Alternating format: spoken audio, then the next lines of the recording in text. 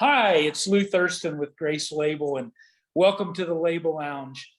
Today, I've got my friend Roy Noren with DFI Solutions in Print out of Omaha, Nebraska, with us and joining us today. We're excited to have you, Roy. Thanks for taking the time to join us. Thanks, Lou. I appreciate it.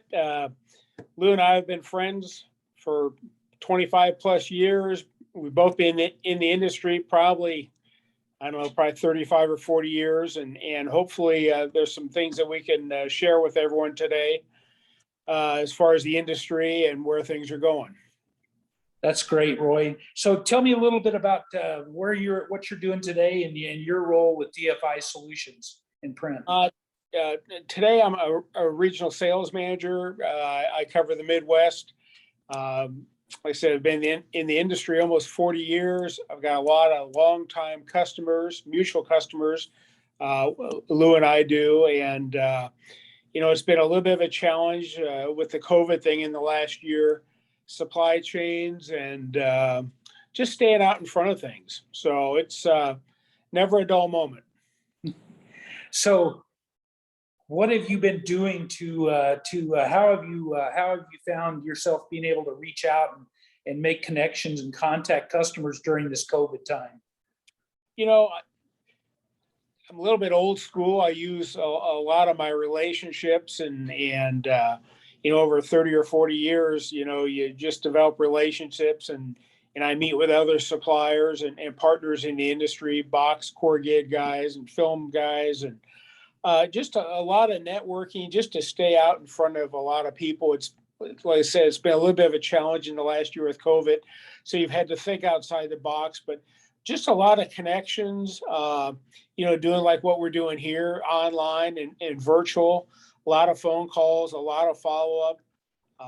I think in a lot of cases, the customers have not been communicated with as well over the last year. And I tend to over communicate so we don't have surprises, but it's been a pleasure, bringing new ideas, even though it's virtual, bringing new ideas and staying on top of what they're looking for as far as a partner and a supplier. So if you think about, a lot of things have changed in the industry over our careers, and we've seen a lot of those changes and been part of them. What are you seeing today? What are some of the, if you will, the hot topics, the trends that you're seeing today in the industry?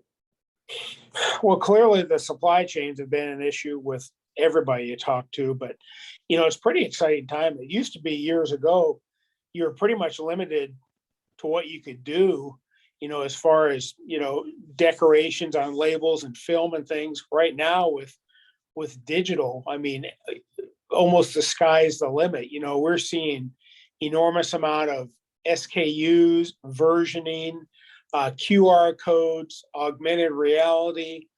And if you're a small up and coming consumer brand, you've got access to all that stuff. And you can basically compete on the shelf with the big guys on a much smaller budget. And it allows you to get in the game and look as good or better on the shelf than the big guys.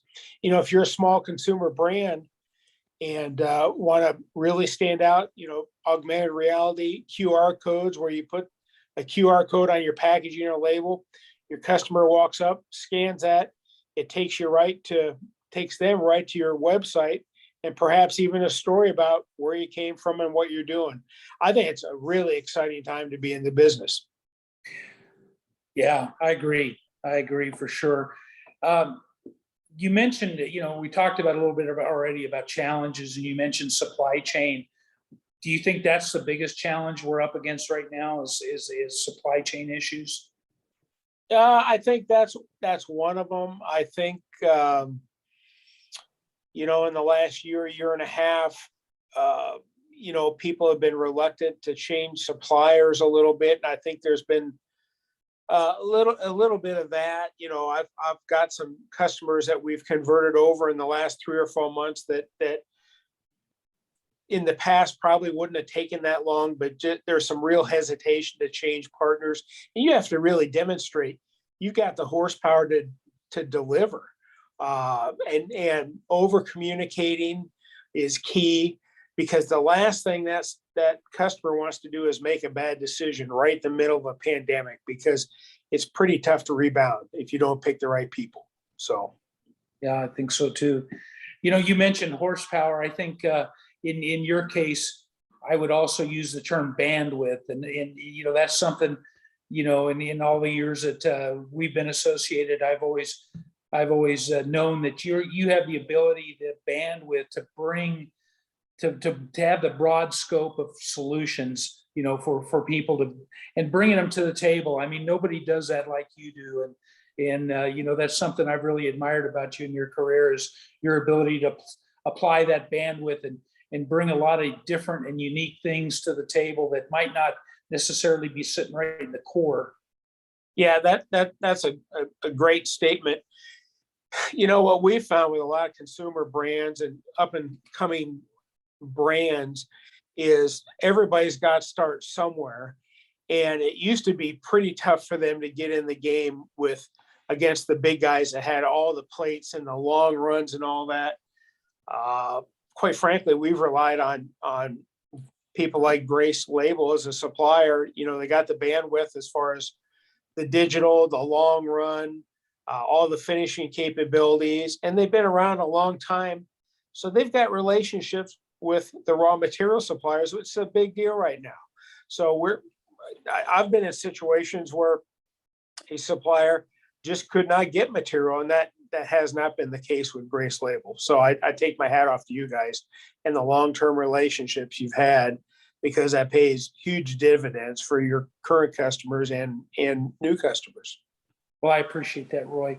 Looking ahead, where do you think we're going? I know we've been under these tremendous supply chain issues. We've also seen a lot of inflationary pressures, price increases on raw materials, et cetera, in the marketplace.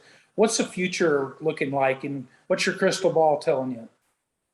Well, I think we got another probably 3 to 4 quarters of stress on the supply chains, just due to the fact that, at the same time we got manufacturing ramping up. It's almost been a perfect storm.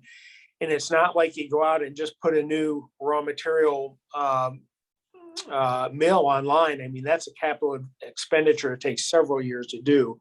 So, stay close to your current suppliers, communicate really well, try to forecast with them. And I try to do a really good job of prying that out of my customers, because when it's all said and done, if we over communicate and talk several times a week as far as what they're doing and where they're going, we really minimize the risk for surprises. And that works good for everybody, because that's the last thing you want is a call at 4:45 on Friday, or sending people home because you don't have materials. But yeah, it's going to be a little bit of a challenge for probably the next 4 quarters or so.